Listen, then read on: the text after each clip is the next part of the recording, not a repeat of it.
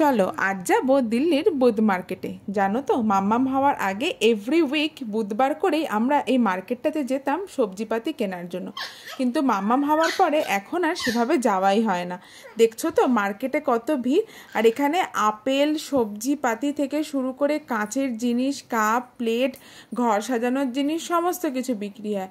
এই যে অর্ণব এখানে গ্লাসগুলো দেখছিল কেনার জন্য, আর এই দেখো চরকাও বিক্রি হচ্ছে। পুরো একটা মেলার মতো দেখতে লাগছে না বলো? আর সত্যি কথা, এখানে যেন সবজির মেলা বসে, হেন কোনো সবজি নেই যেটা পাওয়া যায় না। মাশরুম থেকে শুরু করে দেখো কলমি শাক, নোটে শাক, সব। এই দেখো হাওয়াই মিঠাইও বিক্রি হচ্ছে, কলা, আম, জামা কাপড়, আর এই দেখো কাঁকরোল অবধি এখানে পাওয়া যাচ্ছে।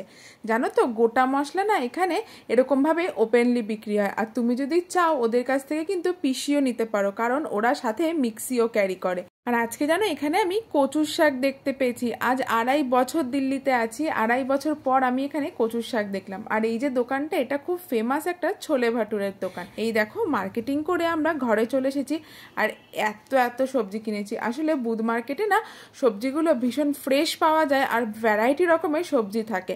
তাই যদি ভ্যারাইটি সবজি খেতে হয় তাহলে বুধ মার্কেটে কিন্তু যেতেই হবে। এবারে কিনে তো এনেছি, কিন্তু এত সবজি ফ্রিজে গুছিয়ে রাখা কিন্তু একটা মস্ত বড় কাজ।